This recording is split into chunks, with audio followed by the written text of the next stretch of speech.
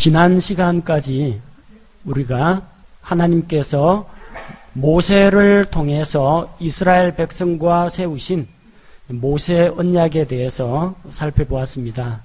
모세 언약의 내용이 어떤 것이었습니까?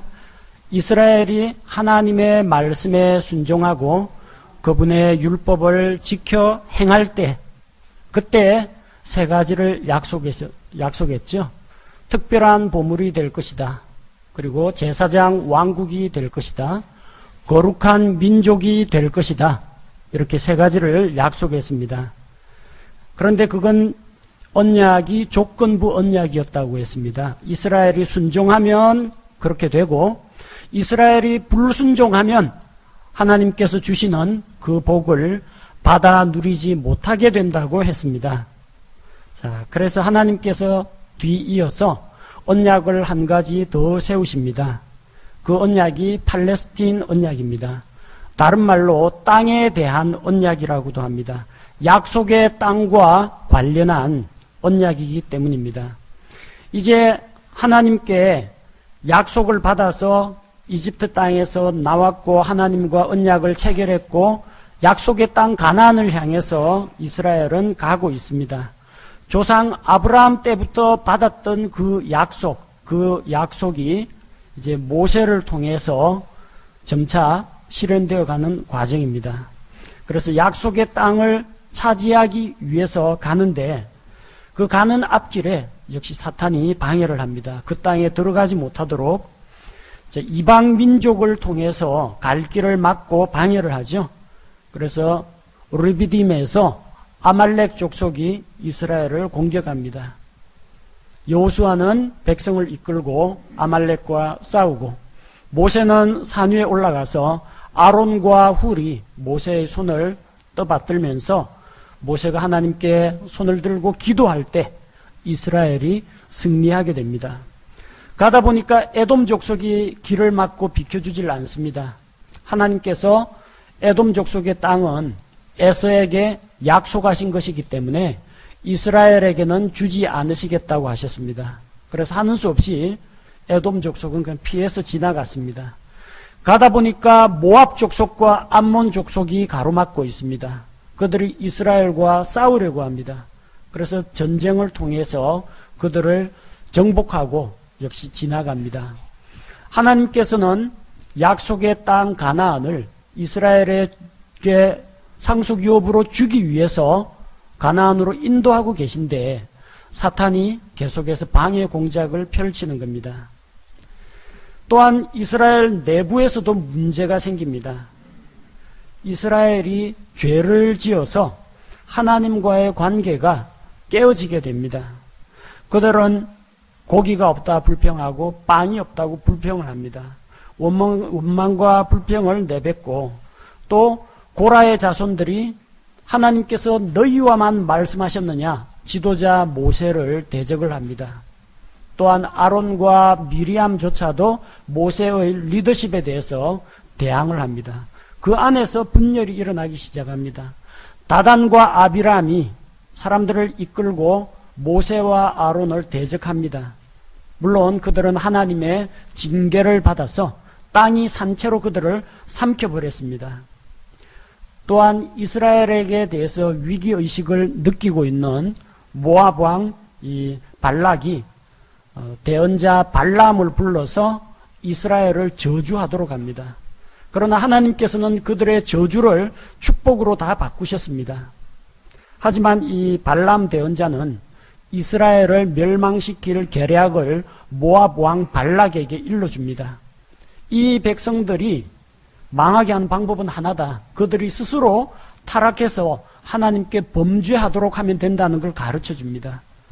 그래서 모압 여자들을 보내가지고 이스라엘의 남자와 지도자들을 유혹해서 그들과 음란한 성적인 관계를 맺도록 하고, 모압 사람들이 드리는 우상에게 드리는 그런 제사에 참여해서 우상의 제물을 먹고 우상 숭배를 하도록 만듭니다. 자, 이런 방해 공작 가운데에서 이스라엘이 약속의 땅으로 가는 길이 중간중간에 큰 위기를 겪게 됩니다. 그리고 마침내 이스라엘은 하나님께서 그들에게 약속을 주셨음에도 불구하고 약속의 말씀을 믿지 않는 불신앙과 또 불신앙에서 나온 불순종 때문에 약속의 땅에 들어가지 못합니다. 하나님께서 그 땅을 주시겠다 하면 들어가서 얻으면 그만인데 그 땅이 어떠한지 한번 땅을 정탐하겠다고 합니다. 하나님께서 허락하셨습니다. 정탐해보라. 근데 12명의 정탐꾼들이 그 땅을 탐지하고 돌아와서 그 중에서 요수아와 갈렙 두 사람을 제외한 나머지 10명의 정탐꾼이 부정적인 보고를 합니다. 우리는 그 땅에 들어갈 수 없다. 그 땅에 있는 사람들은 거인들이 살고 있다. 성벽은 높고 튼튼하다. 거인들을 보니까 우리는 마치 메뚜기처럼 보였다. 우리는 들어갈 수 없다. 하나님이 우리를 죽이려고 이집트에서 여기 광야로 이끌어내셨다. 우리가 백성의 지도자를 따로 세우고 이집트로 돌아가자는 이야기까지 나옵니다. 그래서 하나님께서 그들의 불신앙에 대해서 징계를 내리셨습니다. 민수기 14장 11절 말씀해 보니까 이 백성이 어느 때까지 나를 경노하게 하려 하느냐, 그들이 어느 때까지 나를 믿지 아니하려 하느냐. 문제가 뭡니까? 그들의 전투력이 약해서도 아니고 그들이 불순종해서도 아니고 근본 원인은 하나님을 믿지 않았기 때문입니다. 믿음에서 순종이 나옵니다. 불신앙에서 불순종이 나옵니다. 우리가 순종하고 착한 행실을 통해서 구원을 받거나 하나님의 은혜를 얻지는 못합니다. 우리는 믿음을 통해서 하나님께 나아갑니다. 근데 믿음이라는 게 머릿속으로 단순히 생각만 하는 게 믿음이 아닙니다. 믿음이 있으면 믿음에 따른 열매가 행동으로 나오게 된다는 겁니다. 믿음에서는 하나님께 대한 순종이 나와야 하는데 그들은 하나님을 믿지 않았습니다. 믿지 않으니까 불순종이 나온 것입니다. 그래서 하나님이 그들에게 징계를 내리십니다.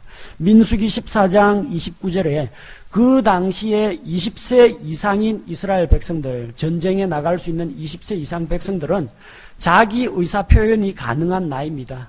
우리가 가나안에 들어가자, 아니다 우리가 애굽으로 돌아가자, 의사 표현 결정권을 가지고 있는 사람입니다.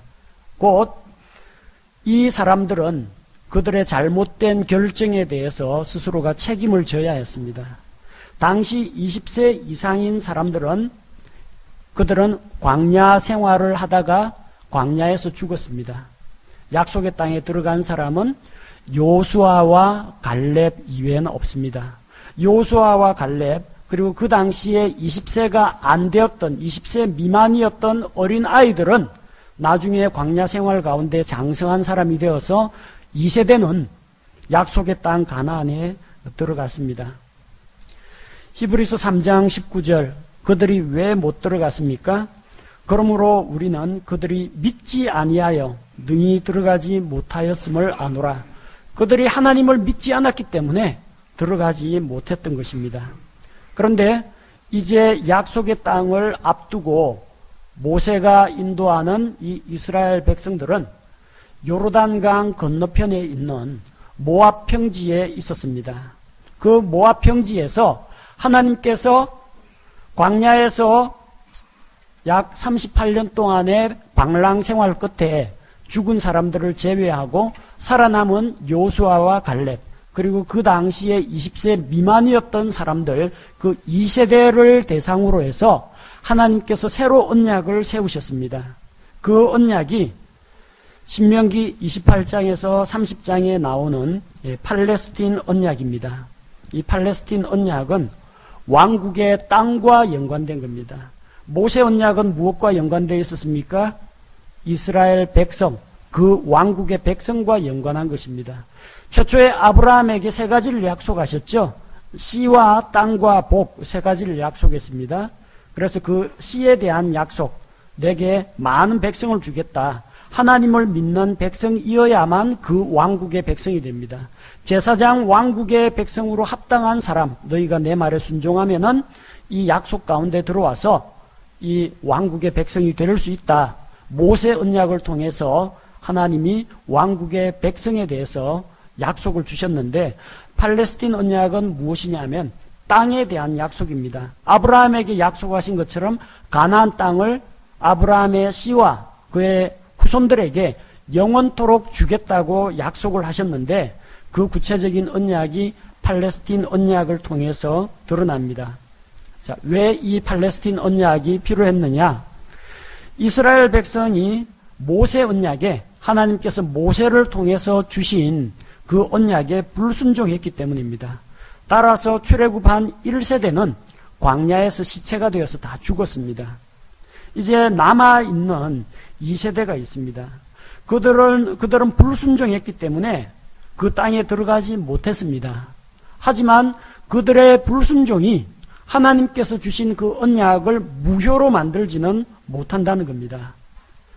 자, 하나님께서 아브라함 언약을 세우실 때는 아무런 조건이 없었습니다. 아브라함아, 너가 이렇게 하면은 내가 뭘 주겠다가 아니고 하나님께서 아브라함에게 먼저 약속을 주셨습니다. 무조건 언약에 따라서 아브라함과 언약을 맺으셨기 때문에 어떻게 해서든지 그 땅은 이스라엘 자손에게 하나님께서 주시는 겁니다. 자, 그런데 광야 생활을 거치면서 하나님의 영광과 위엄과 그분의 거룩하심을 맛본 이 후속 세대들에게 하나님의 말씀을 이제 다시 설명할 필요가 있었다는 겁니다. 다시 설명한다. 신명기가 그래서 기록되었습니다. 신명기의 신자는 우리가 말하는 절대자 신을 나타내는 그 신자가 아닙니다. 이 신자는 여러 가지 이름으로 불리는데 우리 성경에 있는 신명기는 다시 신자입니다. 그리고 명령할 명자, 다시 명령한다. 하나님께서 이스라엘과 세우신 그 언약을 다시 한번 재검토하고 재확인시켜주는 내용이 신명기 말씀입니다. 신명기의 내용은 어떤 내용으로 구성되어 있느냐? 너희가 그 땅에 들어가거든 이렇게 행하여라. 내용이 다 그런 겁니다. 너희가 이전에 이집트에서는 그렇게 했지만 그 땅에서는 그렇게 해서는 안 된다. 가나안 사람들은 이러한 가증한 일을 벌이지만 너희는 왕국의 백성으로서 그 땅을 더럽혀서는 안 된다. 그 땅은 하나님께서 너희 조상 아브라함에게 약속하신 땅인데 그 땅을 얻거든 그 땅에서는 마땅히 이렇게 살아라 하고 그 땅에 들어가서 지켜야 할 법도를 알려주신 것이 팔레스틴 언약입니다. 너희가 그 땅에 들어가거든 신명기 곳곳에서 이 말씀을 발견할 수가 있습니다. 이 팔레스틴 언약은 언약의 성격상 조건부 언약입니다. 조건부 언약이라는 것은 우리가 먼저 하나님께 어떤 일을 하면은 하나님께서 나머지 결과를 이루어 주시는 것을 말합니다. 이번 시험에 너가 반에서 1등을 하면 자전거를 사주겠다. 자, 부모님은 자전거를 사줄 의사도 있고 자전거를 사줄 경제적인 능력도 됩니다. 뭐가 필요해요? 내가 반에서 1등을 해야만 그게 이루어지는 겁니다. 이걸 조건부 언약이라고 합니다. 너희가 내 말에 순종하면은 너희가 제사장 왕국으로서 나의 특별한 보물이요 거룩한 민족이 될 것이다. 조건부 언약입니다. 신명기에 나오는 팔레스틴 언약은 어떤 내용으로 구성되어 있느냐? 신명기 28장 2절의 말씀에 보면은 내가 주 내 하나님의 음성에 귀를 기울이면 이 모든 복이 내게 임하며 너를 따라잡으리니. 곧 하나님의 음성에 귀 기울이고 순종하면 복 받는다는 이야기입니다. 그래서 여러분 아주 귀에 익숙한 말씀들 있을 겁니다. 내가 도시에서도 복을 받고 들에서도 복을 받으며 내 몸의 열매와 내 땅의 열매와 내 가축의 열매와 내 암소의 번식과 내 양떼가 복을 받고 내 바구니와 내 쌓아둔 것이 복을 받으며 내가 들어와도 복을 받고 나가도 복을 받으리라.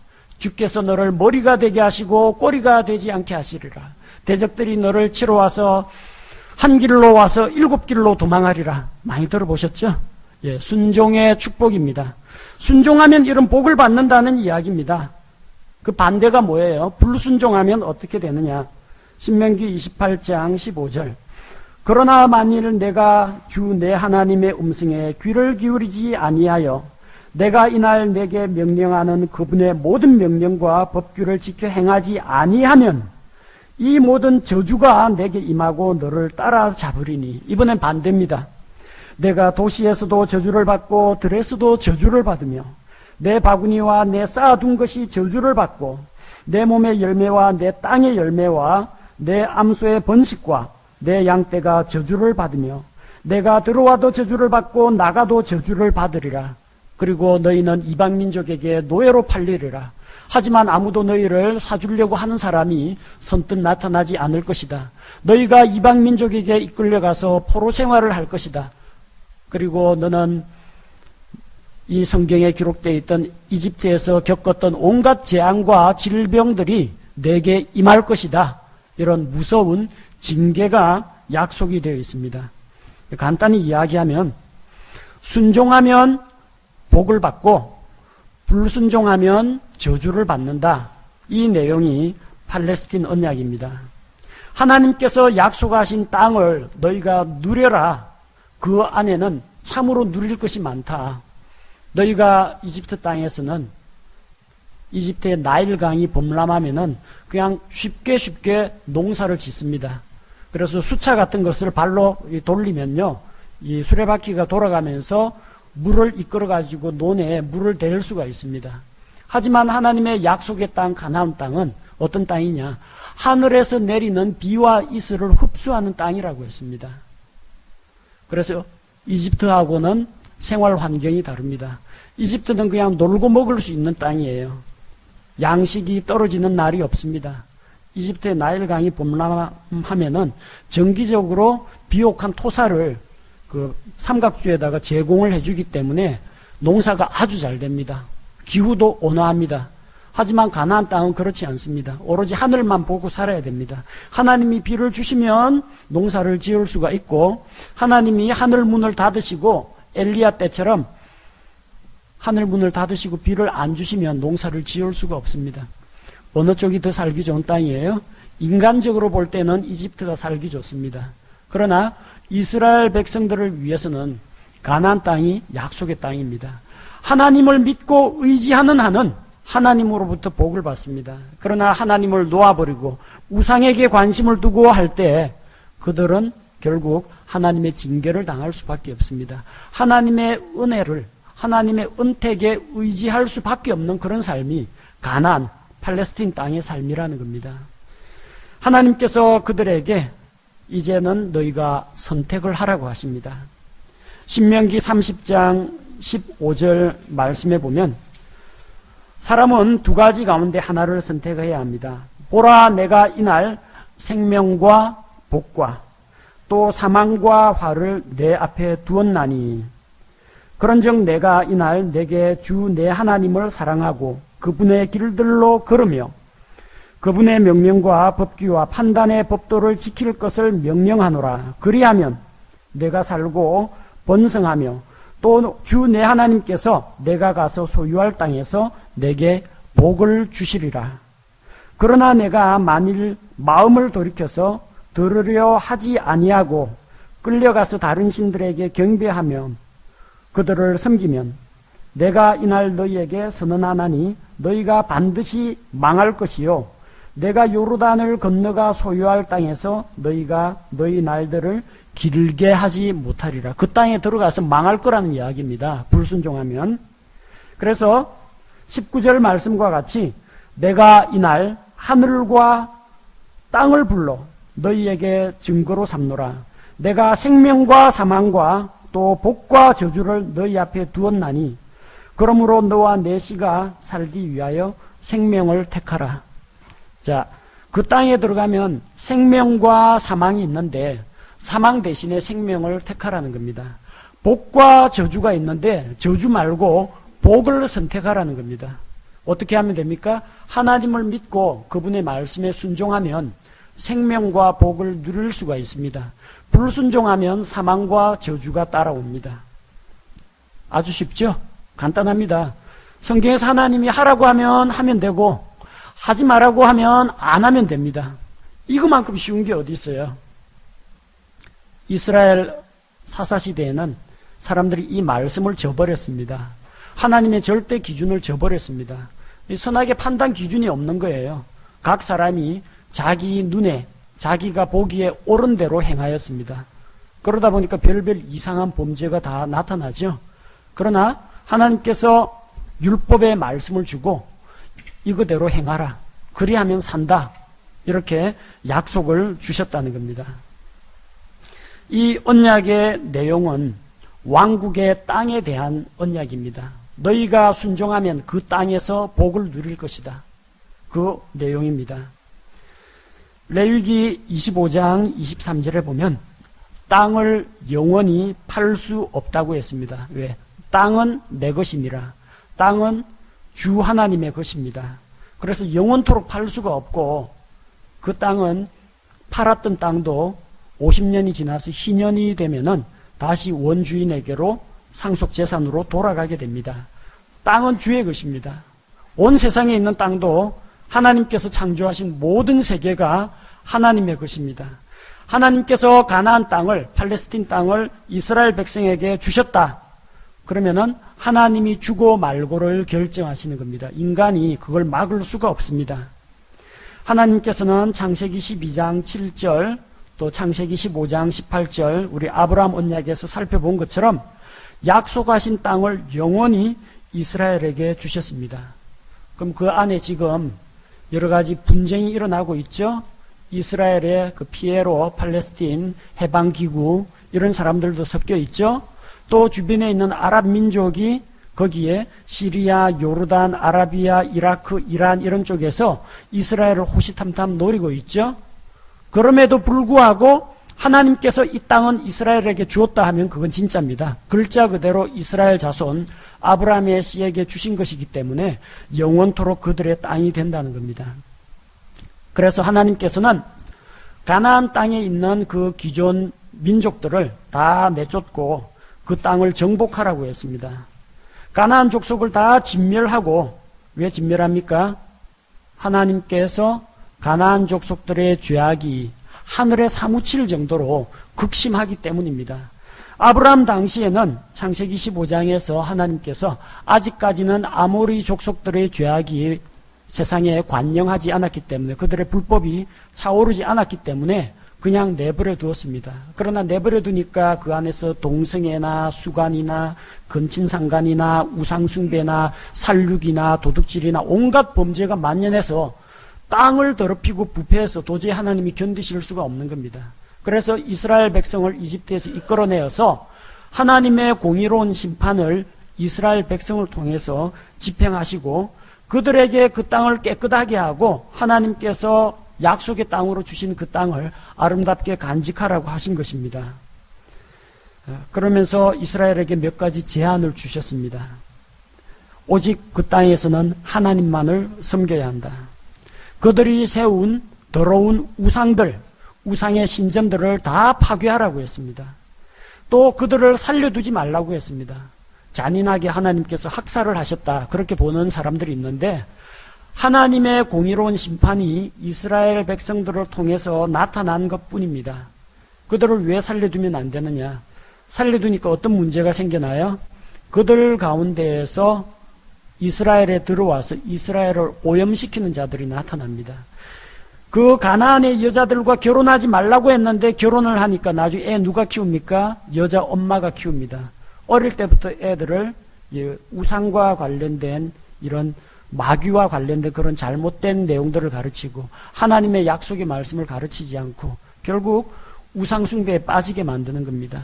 모압 여자들을 통해서 이스라엘 백성의 지도자를 유혹했던 것처럼 남겨두면은 이 가나안에 있는 여자들이 틀림없이 이스라엘에게 옆구리에 가시와 올무가 될 것이다. 그러니까 결코 살려두지 말라고 했습니다. 어리석게도 이스라엘 백성들은 그들을 완전히 내쫓지 않았습니다.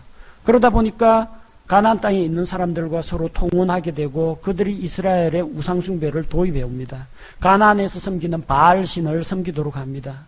솔로몬 같은 경우 보십시오. 이방의 왕비들 데리고 오니까 왕비들이 올 때마다 전부 다 자기 고향에서 섬기던 우상들을 다 가지고 와서 백성들에게 우상숭배를 보급하는 겁니다. 그런 문제 때문에 그들을 진멸하고 그들과 약속을 맺거나 통혼하지 말라고 했습니다. 너희 아들을 위해서 그들의 딸들을 데려오지 말고 너희 딸들을 그쪽으로 시집 보내지도 말라고 하셨습니다. 이 언약의 내용은 이스라엘이 순종하면 복을 받고 불순종하면 저주를 받는다고 했습니다. 우리는 결과를 알고 있죠. 이스라엘이 어느 쪽을 택했습니까? 불순종을 선택했습니다. 그 땅을 더럽혔습니다. 우상 숭배했습니다. 사람들의 피를 흘렸습니다. 대언자들을 죽였습니다. 이스라엘은 그들의 불순종으로 말미암아 징계를 받았습니다. 그러나 이 땅에 대한 팔레스틴 언약 가운데에는 이스라엘의 회복과 관련된 약속의 말씀이 들어가 있습니다. 신명기 4장 30절 말씀에 보면 마지막 때에 대한 이야기가 나옵니다. 아직 구약 성경인데 무슨 마지막 때의 이야기가 다 나오느냐. 신명기 4장 30절 말씀에 보면 이 모든 일이 내게 임하여 내가 환난 중에 있을 때 곧 마지막 날들에 내가 주 내 하나님께로 돌아와 그분의 음성에 순종하면. 단순히 신명기 4장 말씀은 이스라엘이 아시리아에 잡혀가고 바빌론에 사로잡혀가는 그 이야기만 하는 게 아닙니다. 마지막 날들이라고 이야기했습니다. 마지막 날들. 이스라엘 민족이 지금 전 세계 뿔뿔이 흩어져 있고 이스라엘 땅을 지금 독립해서 나라를 세워가지고 이스라엘 땅을 차지했지만 아직까지도 이방 민족이 그 땅에 들어와 있고요. 그들은 예루살렘 성전을 짓지 못하고 있어요. 거기에 이슬람 사원, 황금 사원이 그 자리에 들어와 있기 때문에 지금 이스라엘은 하나님께 희생 업무를 드리질 못합니다. 한번 로마에게 의해 가지고 다 멸망당하고 쫓겨났는데 돌아와 보니까 이 민족들이 차지하고 있어요. 지금도 전 세계에 유대인들이 흩어져 있습니다. 그런데 마지막 날에 어떤 일들이 일어납니까? 30절 말씀. 불순종함으로 땅끝까지 그들이 쫓겨났는데 내가 환난 중에 있을 때, 나중에 교회가 휴거된 다음에 이스라엘은 이 땅에서 환난기를 겪게 됩니다. 믿지 않음으로 불순종한 그 이스라엘 백성들은 남아서 환난기를 겪습니다. 그 환난기를 겪는데 환난기를 겪고 나서 결국 하나님께로 돌아온다는 이야기입니다.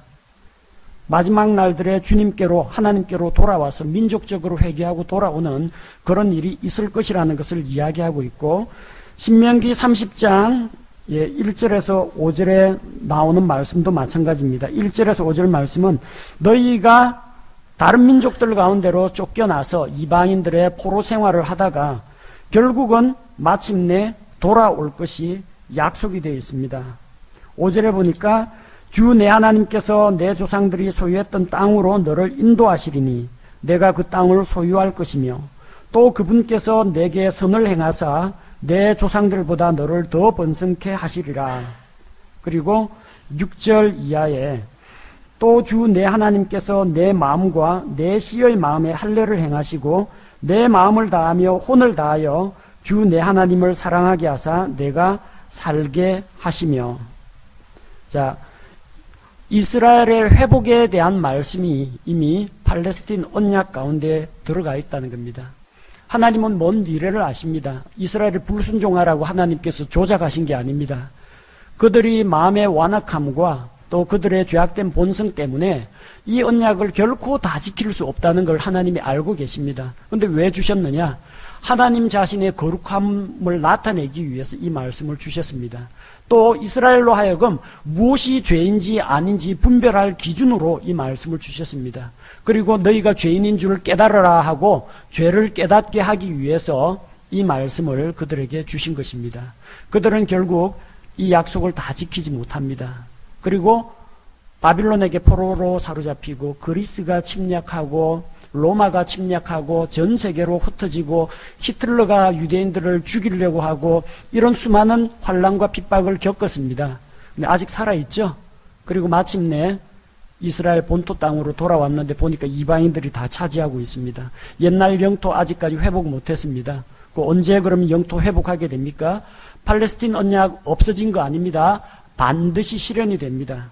이 언약은 예수님 다시 오실 때 반드시 회복됩니다. 하나님께서 이 팔레스틴 언약을 주셨는데 이 언약은 아브라함 언약하고도 관계가 있습니다. 아브라함 언약에서 하나님께서 씨와 땅과 복을 약속하셨는데 그중 영토에 대한 이야기, 너희가 그 땅을 마음껏 즐기고 누려라. 그 땅에서 너희가 복을 누리는 비결은 믿음과 순종이다. 그걸 팔레스틴 언약에서 이야기해 주신 겁니다. 곧 이 팔레스틴 언약은 아브라함 언약하고 밀접한 연관이 있습니다. 또 어떤 언약과 연관이 있느냐? 다윗 언약하고 관계가 있습니다. 이 내용은 우리가 다음 시간에 배울 텐데, 다윗 언약을 통해서 메시아가 다윗의 씨 가운데서 오십니다. 다윗의 자손 가운데에서 메시아이신 예수 그리스도가 오셔서 그 땅을 소유하시고 영원토록 통치한다고 했습니다. 예수님 오실 때 시편 2편 8절 말씀과 같이 땅끝까지 하나님께서 예수 그리스도에게 주신다고 했습니다. 모든 땅이 예수 그리스도를 주로 시인하게 됩니다. 물이 바다를 덮음같이 주의 영광을 인정하는 것이 온 세상에 가득하게 됩니다. 예수님이 오셔서 메시아 왕국을 세울 때, 천년 왕국을 세울 때 그 일이 일어납니다. 그럼 예수님 왕국의 왕으로 오셨는데 다스릴 영토가 있어야 되잖아요. 다스릴 영토, 팔레스틴 언약에서 약속하신 바로 그 땅을 예수님께서 회복하신다는 이야기입니다. 또한 이 언약은 새 언약하고도 관계가 있습니다. 새 언약은 이스라엘이 이 돌판에 율법을 적어가지고 주니까 백성들이 지키질 않아요. 모세가 이 돌판 가지고 내려가는데 밑에서 금송아지 만들어서 우상숭배하고 있습니다. 화가 나가지고 돌판을 집어 던져가지고 깨뜨려 버렸어요. 율법은 이미 이스라엘 백성의 마음속에서 깨어졌습니다. 십계명 돌판도 깨어졌습니다. 다시 올라가서 돌판을 받아오긴 하는데 이제는 내가 내 율법을, 내 법을 그들의 마음판에 새기겠다고 약속하신 것이 새 언약입니다. 자, 우리가 아까 읽었던 그 말씀과 같이 신명기 30장 6절 말씀과 같이 주 내 하나님께서 내 마음과 내 씨의 마음에 할례를 행하시고, 몸에다가 언약의 표시로 새기는 그 육체적인 할례가 아니라 마음의 할례를 행하시고 마음에 그들의 마음속에 하나님의 법, 하나님의 말씀을 새겨 놓으시겠다는 이야기입니다. 자, 그렇게 되면은 이스라엘 백성이 마음속으로부터 진정한 회개와 변화가 찾아오게 되고, 그렇게 해서 자기들의 왕으로 오시는 메시아 예수 그리스도를 영접하게 된다는 겁니다. 우리 신약교회 성도들은 신명기 28장에서 30장에 나오는 이 언약하고 관계가 없습니다. 가끔가다 이 목사님들이 축복기도 한다고 내가 들어가도 복을 받고 나와도 복을 받고 내 빵 광주리가 복을 받고 너는 많은 사람들에게 구워줄지라도 꾸는 자가 되지 아니하고 이 아이가 자라서 머리가 될지언정 꼬리가 되지 말게 하옵소서, 이 축복기도 해주는데요. 이거 이스라엘 자손들에게 준 거지 신약교회에게 준 게 아닙니다. 신약교회는 이스라엘하고 다릅니다. 그 억지로 이스라엘의 언약을 우리 신약교회에다가 적용시킬 필요가 없습니다. 우리는 더 좋은 거 받습니다. 어떤 거 받아요? 에베소서 1장 3절 말씀해 보면 신약교회 성도들이 받는 복은 따로 있습니다. 하나님 곧 우리 주 예수 그리스도의 아버지를 찬송하리로다. 그분께서 그리스도 안에서 하늘의 처소들에 있는 모든 영적인 복으로 우리에게 복을 주셨으니, 곧 우리는 하늘에 속한 복을 받고 영적인 복을 우리가 받아 누립니다. 예수 믿으면 사업이 잘 됩니다. 병이 낫습니다. 집 사게 됩니다. 성경에 그런 거 없어요. 하나님께 순종하면 땅을 차지할 것이요, 그 땅에서 나는 좋은 것을 먹을 것이요, 내가 짓지 아니한 새 집을 얻을 것이요, 내가 심지 않은 포도의 과실을 먹을 것이요. 이거는 전부 다 구약시대에 가나안 땅 들어가는 이스라엘 백성에게 약속하신 것이지 예수님 믿는 신약교회 성도들에게 주신 약속이 아닙니다. 잘 구분하셔야 돼요. 교회는 이스라엘이 아닙니다. 그 팔레스틴 땅을 받아 누릴 사람은 이스라엘 사람들이고, 우리는 예수 그리스도께 속한 영적인 복을 받습니다. 죄의 용서를 받았습니다. 하나님을 아버지라고 부릅니다. 거룩한 자가 되었습니다. 하나님의 성품에 참여하는 자가 되었습니다. 그리고 우리가 왕가의 제사장이 되어서 예수 그리스도의 아름다운 이름을, 구세주의 이름을 온 세상에 전파하는 그런 복을 누리고 있습니다. 기도 응답의 특권을 가지고 있습니다. 그리스도인의 교제 가운데에서 채움을 입습니다. 성령님께서 우리 안에 내주하고 계셔서 항상 하나님과 동행하는 삶을 삽니다. 얼마나 많은 약속들이 있는지 몰라요. 이거는 이 땅에서 그들이 가나안 땅 차지해서 받는 그런 복과는 감히 비교가 할 수 없는 엄청난 약속들입니다. 그들은 팔레스틴 언약에 따른 복을 받겠지만 우리는 그리스도 안에 속한, 하늘에 속한 모든 영적인 복으로 채움을 입습니다. 예, 팔레스틴 언약 강의 마치고 제가 기도하겠습니다.